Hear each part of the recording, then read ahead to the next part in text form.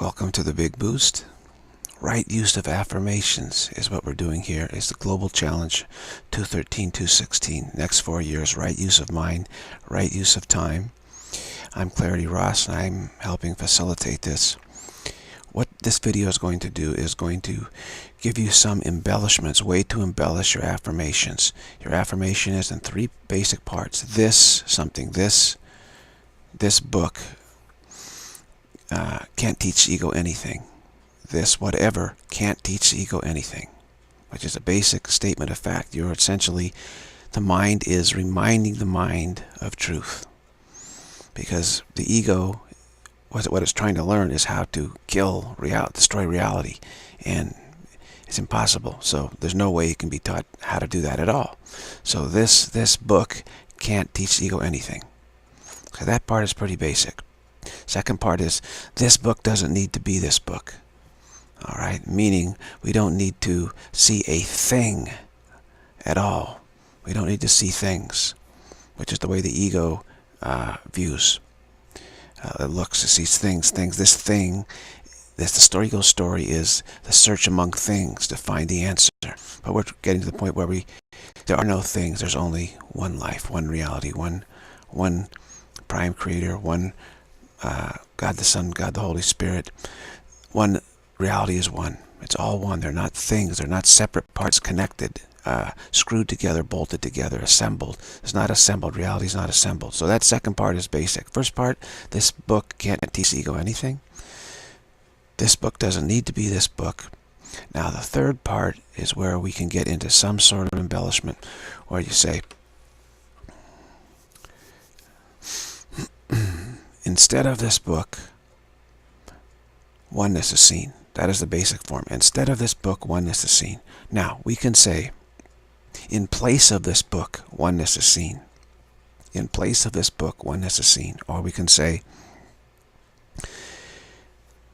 instead of this book, the vision of oneness is seen. All right? Instead of this book, the vision of oneness is seen. We can also say, instead of this book, the vision of oneness gently dawns. Or we say, instead of this book, the gentle dawning of oneness is seen. All right, this brings a little bit of embellishment to it. Instead of this book, the gentle dawning of oneness is seen. Or we can do a little more. We say, instead of this book, the sublime and majestic dawning of the vision of oneness is seen. The sublime and majestic dawning of the vision of oneness is seen. So this brings in the element of gradualness, which helps with continuity. The dawn, how dawn comes so peacefully and slowly and gradually, gently. So instead of this book, the very gentle dawning of oneness is seen. The soft and gentle dawning of oneness is seen. You can use these terms to make it feel more palatable to you, instead of less abrupt. So the first part is, this book can't teach the ego anything. Now you can use emphasis on this first part of the 3-part affirmation to say, this book can't teach the ego anything. There's nothing that this book can teach the ego. This book can't teach the ego anything. See, you can be very adamant, stated, this book cannot teach the ego anything. There's absolutely nothing that this book can teach the ego. That's another way. There's absolutely nothing that this book can teach the ego. Or this book can't teach the ego anything. It's sort of whatever feels like very adamant to you. And then, this book doesn't need to be this book. There's no necessity for this book to be this book. There's another way. There is no necessity for this book to be this book. There's absolutely no necessity for this book to be this book. You can be more adamant like that. However you feel, to get the feeling of being very adamant, there's absolutely no necessity. There is absolutely zero necessity for this book to be this book. And then, instead of this book, this very quiet and gentle, majestic and sublime dawning of oneness is seen. So these are ways to embellish it, and you can come up with some other ways, slight variations, and you can embellish it by how your emphasis, putting emphasis. Instead of this book, this book can't teach the ego anything. And there is absolutely no necessity for this book to be a book. Instead of this book, the glorious dawning of oneness is seen. The glorious and sublime dawning of oneness is seen. Okay, now there's one more way to embellish it. So instead of this book, this glorious and sublime dawning of oneness is seen right now. All right, right now. So you bring in the immediacy of it. Instead of this book, the glorious and sublime dawning of oneness is seen right now. That ends with an emphasis on right now. So these are some of the simple ways to make it feel a little more intense for you. And this book can't teach the ego anything. This book doesn't need to be this book. Instead of this book, the glorious and sublime, gentle dawning of oneness is seen right now. All right, so you can utilize that. You can make subtle little changes, but keep the format the same. Keep the 1, 2, 3 format the same, and keep it generally the same, and work more on the content, the subject matter. Okay, so practice, practice, practice. We're supposed to meditate or contemplate every day. We're advised to practice every hour for several minutes or 5 minutes. And if we can, just keep it up throughout the day. I have found so far that I can keep it up for about half a day, keep going, and then I kind of run out of steam so far. When I get to dinner time, back from work, dinner time, all this stuff, it kind of drops away. So that's a shortcoming that I have to work to overcome. Get up in the morning and try to get it going in the morning. Try to keep it going for as long as you can, and at some point you'll probably run out of steam. But gradually, just like exercising, you get better and better at it, and you get stronger and stronger at it. For instance, tonight I thought I wouldn't be able to do anything. I'm too tired, I'm exhausted, and made this big push to get it going. And I said, well, no, I can do at least one more video like this. So sometimes all you have to do is decide, just do one more before you go to bed. One more effort before you go to bed. Is very important. Don't let the day end on a sour note. Like you're playing a song on the piano and you start hitting a bunch of wrong notes, and it gets kind of clunky and clumsy for a while.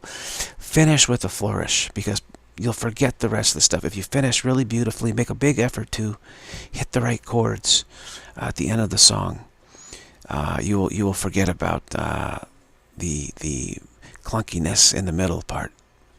That's very important. How you finish. Finish strong. Finish strong. Okay, so this book this book can't teach the ego anything. And you can open it up and say, these words in the book, these words can't teach the ego anything. These words don't need to be these words. Instead of these words, the beautiful and sublime dawning of the vision of oneness is seen right now. All right, it's that simple. And you can even go through a dictionary if you want to practice and get various terms just to think of. Or as you're surfing the internet and you're seeing something, you just say, whatever is triggered.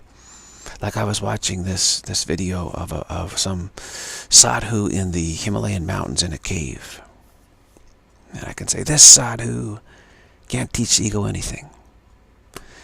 This sadhu doesn't need to be this sadhu. Instead of this sadhu, the glorious vision of oneness can gently arise and be seen right now.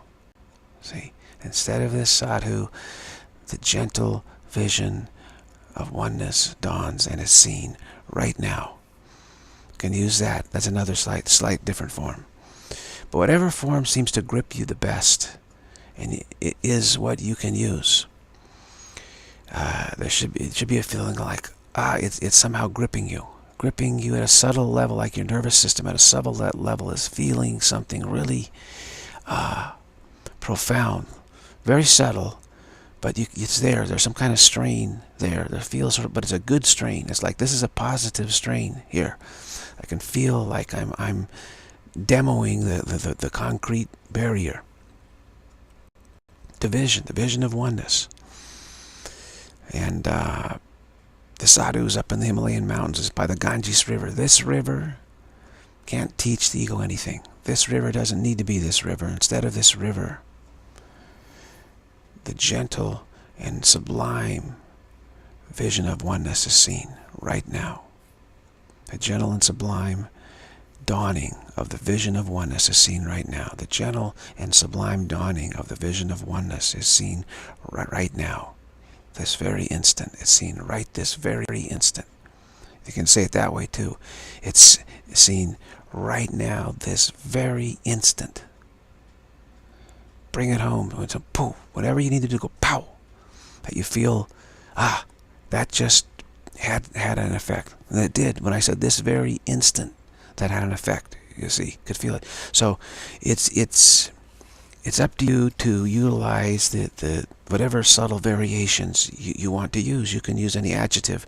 The dawning of the vision of oneness is seen. It can be the gentle arising or the gentle fragrance of the vision of oneness is seen. I think I don't know if we have to use the term seen or experienced, but for now I want to use the term seen. Let's keep it simple that way. So the fragrance, the wondrous fragrance of the vision of oneness is seen right now, this very instant. So this book can't teach the ego anything. This book doesn't need to be this book. Instead of this book, the wondrous and sublime fragrance of the vision of oneness is seen. The gentle dawning of the wonderful fragrance of the vision of oneness is seen right now, this very instant. Instead of this book, the wonderful dawning, a wonderful arising of the sublime fragrance of the vision of oneness is seen right now, this very instant. So you can just use whatever you feel aesthetically it has a profound grip on you. So we're not robots here. We're not robots, but we do want to stick with the three-part basic structure. We want to stick with that. We don't want to get too complicated there, and then we can run embellishments off of each part that really resonate with us. It's important that what we say have some resonance with us, and as you go along, something will suddenly occur to you. Say, hey, this will have great resonance. This will have great resonance with me, and then do that.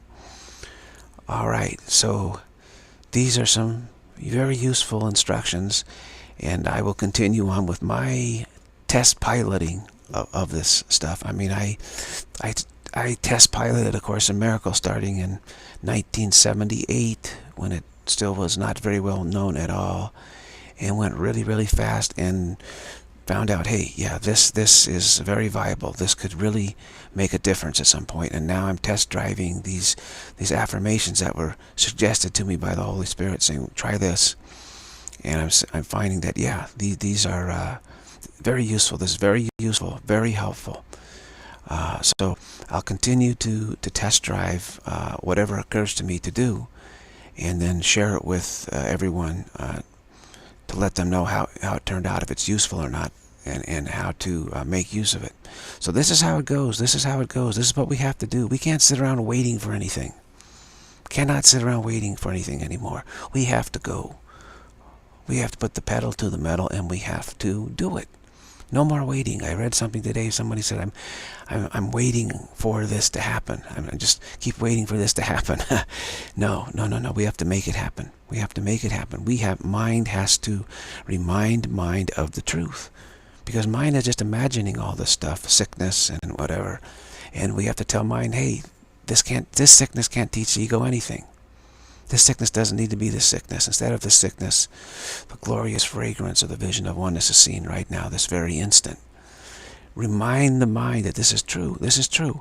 And the mind will wake up. We have to wake the mind up from this dream, from this nightmare, really.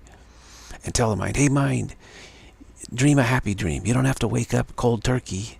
We're not going to splash water on you, but we're saying dream this other dream of the vision of oneness. And the mind can't do that. We can just insist, tell the mind, insisting to the mind is what this is. So be sure to actually get started. I know it's like an exercise program or a diet. It's very difficult to start. Once you start, it's easy. And exactly what happened to me. Once it started, I was starting to get the flu, and I knew I couldn't get it. And I said, there's no way I can get this flu, so I absolutely have to come up with what works not to get this flu. And poof, the flu completely evaporated. Not a trace of it left. And it was really trying to get into me. I was realizing all the symptoms, and in the past I would have been drugged down by this, and said, that's it. I said, this is not happening this time. It is not going to happen this time. And started these affirmations, and within half a day the flu was absolutely vanished, and there's not a trace of it left. So right there, that showed me something very profound, very powerful. There's no reason why we cannot use these affirmations to truly banish the whole entire nightmare. Like, death can't teach the ego anything. Death doesn't need to be death. Instead of death, sublime vision of oneness is seen right now, this very instant. You can use it for that. You can use it for aging, death, anything you want to use it for. Despair, depression. Depression can't teach the ego anything. Depression doesn't need to be depression. Or my depression can't teach the ego anything. My depression doesn't need to be my depression. Instead of my depression, the awesome vision of oneness is gently arises and is seen right now, this very instant. Okay? Use it for that. Use it for insomnia. Insomnia can't teach the ego anything.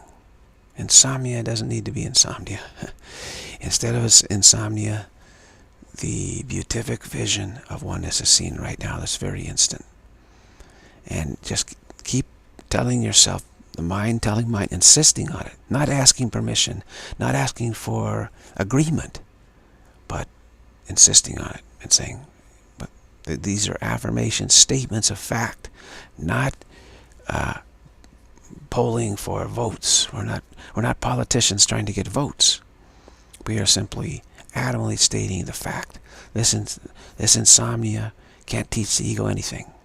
This insomnia doesn't need to be this insomnia. Instead of this insomnia, the beatific vision of oneness is seen this very instant. Right now, this very instant. So, whatever it is you want to have evaporate, use the affirmations on that. Use the affirmations on that with conviction. You're not arguing with it, trying to tell it to go away, saying, I want to convince you to go away. I want to convince the insomnia to go away. No, don't engage with it at all. Just state the facts. This insomnia can't teach the ego anything. Therefore, this insomnia doesn't need to be this insomnia. See, we're not saying that the insomnia needs to be the insomnia, but we can convince it to go away. No, it doesn't need to be the insomnia. It doesn't need to be. Because the insomnia is only there to try and teach the ego something, and the ego can't be taught anything. So there's no need for the insomnia to be the insomnia.